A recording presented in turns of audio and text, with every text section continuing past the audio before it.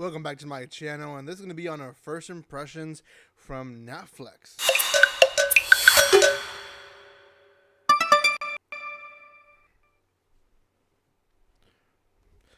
Welcome once again, guys. It's me, Irvin, with another anime first impressions, and this is going to be on DoroHeDoro, or DoroHeDoro, yeah.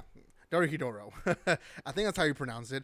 It is found in Netflix, and it's the official, I guess, first impression video for the season. Not really, because next season starts in 1 week. But anyways, DoroHeDoro is one that I would advise for mature audience only. It is rated that way on the Netflix setting. So if you guys don't watch mature content, then don't watch past what I'm going to tell you guys. Anyways, before I continue, a few things.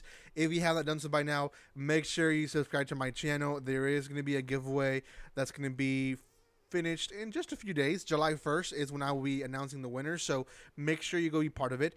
Secondly, guys, there is quite a bit of first impression videos, not just on current anime, but stuff that I just give my first impressions on. So go check those out in my channel.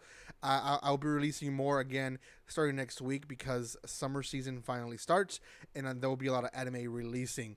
Finally, guys, there is a spoiler alert to the first episode and a half because I will talk about it in some detail, so you guys have been warned. Okay, DoroHeDoro is a series that is not easy, Kai, because no one died and resurrected in a different world, but it is a different world, different it's just a different style of where we are now, right? Essentially, there is two type of groups of people in this world, and there is hunters and there's magicians. There's the hunters that hunt magicians, and there's these magicians, and they're in this thing called the hole, and they mention it quite a bit. Now, they haven't really explained a lot behind the history, at least as far as I've seen. There hasn't really been an explanation of why there is this hate against each other and why the hole, like why are they there? Are they humans anywhere else? Are they the only ones left? You know, there's a few questions that I have, but they haven't really answered that. We follow two characters, one who has the face of an alligator, and then a companion, a girl. And she essentially, she doesn't really hunt the magicians. She's just a companion. She's just there. She helps them out. She's an owner of a restaurant, so I'm not really sure why she's there with him. But anyways, he essentially bites down in people's and magicians' heads, and the magicians look inside his throat, and there's a guy inside of him. Now, the guy always gives the response of it's not him. Essentially, they're looking for the magician that turned him into that, and each time the magician responds, the guy said it wasn't me, he just ends up killing them.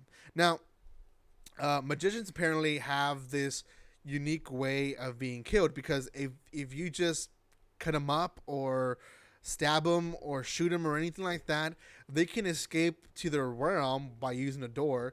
And if they do escape to their realm, they can recover by different means, and it could be like nothing ever happened from one day to another. So what these hunters have to do is collect the bodies after they cut them up and then burn them. And once they burn, then they can be relieved. Now, other hunters have other methods, and we saw that in episode 2.